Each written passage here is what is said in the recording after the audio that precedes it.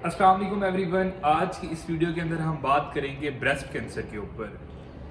As a medical student ये मेरी responsibility बनती है कि इस टॉपिक के ऊपर, असल में ये टॉपिक है ना, ये बहुत सेंसिटिव टॉपिक है। ठीक है, लोग बहुत कम बात करना चाहते हैं इसके ऊपर।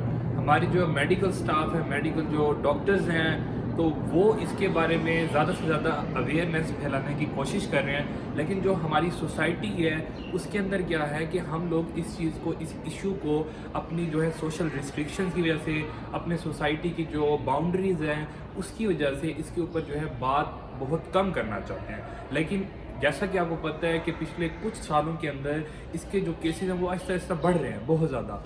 पहले कहा जाता था कि जो ब्रेस्ट कैंसर है वो सिर्फ जो है बड़ी उम्र की जो ख़वातीन होती हैं उनको होता है, या ये कहा जाता था कि जिनकी जो शादी है वो लेट होती है उनको होता है, या ये कहा जाता था कि जो ख़वातीन अपने बच्चों को दूध नहीं पिलाती उनको होता है। लेकिन अब ये ऐसा ऐसा देखा जाने लगा है कि ये जो हमारे पास जो केसेस हैं ब्रेस्ट कैंसर के, वो जो छोटी उम्र की जो ख़वातीन है, जैसे कि 35 से कम, 30, इवन के 22 की भी जो एज की जो फीमेल्स हैं, लेडीज़ हैं, उनको भी ये जो केसेस हैं वो देखने को मिल रहे हैं। तो आज हम इस वीडियो के अंदर बात करेंगे ब्रेस्ट कैंसर की पहचान कैसे करें, उसको जो है कैसे डायग्नोस करवाया जा सकता है, और आप घर के अंदर अपनी जो स्क्रीनिंग है वो कैसे कर सकते हैं। अब यहाँ पे इस वीडियो को शुरू करने से पहले अगर अभी तक आप लोगों ने हमारा चैनल सब्सक्राइब नहीं किया तो चैनल ज़रूर सब्सक्राइब कर लें, वीडियो को लाइक भी कर लें और शेयर भी कर लें, और साथ में जो बेल आइकन है उसको भी ज़रूर हिट कर लें ताकि जो न्यू आने वाली वीडियोज़ हैं वो आप लोगों को आसानी से मिलती रहें। इसके अलावा अगर आप लोगों ने हमें इंस्टाग्राम के ऊपर, फेसबुक पे फॉलो और लाइक नहीं किया, आप लोग हमें वहाँ पर भी फॉलो और लाइक कर सकते हैं। उसका जो लिंक है वो आप लोगों को डिस्क्रिप्शन के अंदर मिल जाएगा। अगर आपका कोई क्वेश्चन है, कोई भी चीज़ आप पूछना चाहते हैं, तो कमेंट बॉक्स के अंदर अपना जो क्वेश्चन है वो कर सकते हैं। तो सबसे पहले हमारा यहाँ पे क्वेश्चन ये आता है कि व्हाट इज़ ब्रेस्ट कैंसर। छाती का जो कैंसर है उसके अंदर होता क्या है। छाती के कैंसर के अंदर क्या होता है कि जो ब्रेस्ट होता है उसके अंदर जो ग्लैंड्स होते हैं, दूध बनाने वाले जो ग्लैंड्स हैं, उनके अंदर ट्यूमर बनना शुरू होता है, जिसका मतलब ये है कि उनकी जो ग्रोथ है वो बहुत ज़्यादा एक्स्ट्रा होना शुरू हो जाती है। ग्रोथ होना शुरू होती है, एक्स्ट्रा ग्रोथ होना शुरू होती है, जिसकी वजह से क्या होता है कि ट्यूमर मासेज बनना शुरू होते हैं, और जो हमारे पास केस मिलता है वो ब्रेस्ट कैंसर का मिलता है। अब यहाँ पे हमारे पास जो है कैंसर के अंदर दो टाइप्स आती हैं। एक होता है लोब्यूलर कैंसर, होता है इन्वेसिव लोब्यूलर कैंसर, और दूसरा होता है हमारे पास इन्वेसिव डक्टल कैंसर। ठीक है, जो डक्ट्स होती हैं अगर उनके अंदर होता है तो उसे हम कहते हैं इन्वेसिव डक्टल कैंसर, और जो लोब्यूल्स होते हैं, जो हमारे पास जो ग्लैंड्स होते हैं, अगर उनके अंदर होता है तो हम इसे कहते हैं इन्वेसिव लोब्यूलर कैंसर।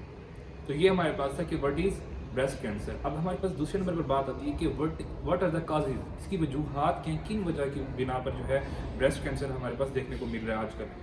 इसकी जो एग्जैक्ट कॉज है वो अभी तक पता नहीं लगाई जा सकी, लेकिन ये देखा गया है कि हमारे पास जो जेनेटिक फैक्टर है, जो हमारे पास मौरूसी फैक्टर है, विरासत के अंदर ये डिजीज़ मिल सकती है। जैसे कि अगर माँ को था, या उनकी जो है वालदा को था, दादी को था, नानी को था, तो वहाँ से जो है ब्रेस्ट कैंसर जो है मुंतकिल हो सकता है, या फूफी को था तो वहाँ से जो है डायरेक्ट हमारे पास वर्टिकली यहाँ पे जो है विरासत के अंदर बेटी को भी ब्रेस्ट कैंसर मिल सकता है। तो इसके अंदर चांसेस जो होते हैं बढ़ जाते हैं। दूसरा ये होता है कॉजेज़ के अंदर जो है हमारे पास रेडिएशन की वजह से भी हो सकता है, और जो कॉजेज़ होती हैं इसके अंदर फूड की वजह से भी हो सकता है, हार्मोनल चेंजेस की वजह से भी हो सकता है। लेकिन जो एग्जैक्ट कॉजेज़ हैं वो अभी तक जो है पता नहीं लगाई जा सकी। इसके ऊपर जो है काम हो रहा है फर्दर। अब इसके बाद हमारे पास जो बात आती है वो आती है सिम्टम्स, अलामात क्या क्या हैं, कैसे पता चलेगा, अर्ली स्टेजेस के अंदर हम कैसे डिटेक्ट कर सकते हैं कि जो है छाती का जो कैंसर है वो स्टार्ट हो चुका है या नहीं।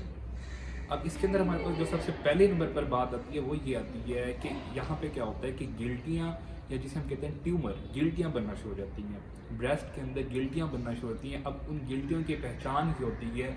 अब ये गिल्टियाँ जो हैं बाज़ औक़ात पेनफुल भी होती हैं, बाज़ औक़ात इनमें दर्द नहीं भी होता, बाज़ औक़ात जो होता है इसको जो है इग्नोर किया जा रहा होता है, वो इस बिना पर कि गिल्टी बन गई है लेकिन दर्द नहीं हो रहा, वो आहिस्ता आहिस्ता बढ़ना शुरू हो जाती है।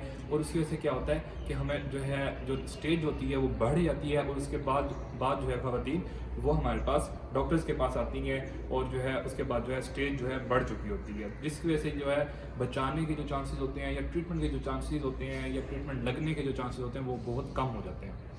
तो यहाँ पे ये देखना है कि जैसे ही कोई गिल्टी महसूस होना शुरू होती है ब्रेस्ट के अंदर, किसी भी जगह के ऊपर, ब्रेस्ट के ऊपर, तो वो हमारे पास क्या है, एक अलार्मिंग साइन है। ठीक है, पेन है या नहीं है, आप लोग अपने डॉक्टर के पास जाएंगे, आप लोग जो है मैमोग्राम कराएंगे, ये एक तरह का एक्सरे है, आप लोग ये करा कर अपना जो है कंफर्मेशन करवा लेंगे, ठीक है। अब दूसरे नंबर पर हमारे पास बात की जाती है गिल्टी के अलावा आप लोग उनके अंदर अगर ये गिल्टी पैदा हो रही है या महसूस होना शुरू हो गई है, तो आप लोग जो है बगल के अंदर फील करेंगे, यहाँ पे जो लिम्फ नोड होते हैं जिसे हम हुदूद कहते हैं, तो बगल के हुदूद भी आहिस्ता आहिस्ता बढ़ना शुरू हो जाएंगे, वहाँ पे भी गिल्टियाँ 2-3 महसूस हो सकती हैं, ठीक है। तो ये भी हमारे पास अलार्मिंग साइन होता है। तो ये होगा। इसके बाद इसके साथ साथ जो है हम ये देख सकते हैं कि अगर कोई कलर चेंज आ रहा है, कोई स्ट्रक्चर के अंदर चेंज आ रहा है, कोई साइज़ के अंदर चेंज आ रहा है, बहुत ज़्यादा कलर के अंदर चेंज आ रहा है, जो स्किन है उसके अंदर चेंज आ रहा है, स्किन रेड हो सकती है, या जो है निपल अंदर की तरफ जो है धंसना शुरू हो गया है, या जो है स्किन अंदर की तरफ जो है धंसना शुरू हो गई है, किसी भी वजह से पिटिंग होना शुरू हो गई है, तो ये भी हमारे पास अलार्मिंग साइन होता है। अब यहाँ पे जो है इस चीज़ को इग्नोर ना किया जाए बिल्कुल भी। ख़वातीन जो हैं वो महीने के अंदर एक दफ़ा अपनी स्क्रीनिंग कर लेंगी, सेल्फ डायग्नोस कर लेंगी, ठीक है, खुद से जो है डायग्नोस कर लेंगी, एक दफ़ा जो है चेक कर लेंगे अपने जो छाती है उसके अंदर कोई ट्यूमर या इस तरह की कोई गिल्टी तो पैदा नहीं हो रही। अगर इस तरह का कुछ है तो आप लोग अपने डॉक्टर के पास जाएंगे, वहाँ पे जो है अपना जो है कंफर्मेशन करवाएंगे, टेस्ट करवाएंगे, उसके बाद जो है तसल्ली करेंगे आया ये जो है ट्यूमरस जो ये कैंसर तो नहीं है, या जो हमारे पास जो है ये नॉर्मल गिल्टी है। तो यहाँ पे जो है इस चीज़ को इग्नोर नहीं करना।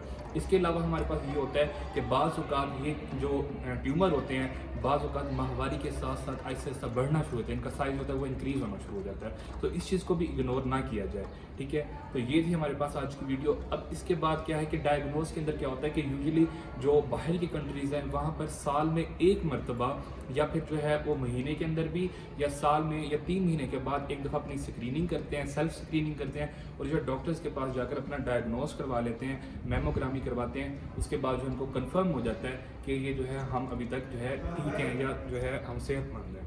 तो ये थी हमारे पास आज की वीडियो। इंशाल्लाह मिलते हैं नेक्स्ट वीडियो के अंदर, तब तक के लिए अल्लाह हाफिज़। Thank you so much for watching my video.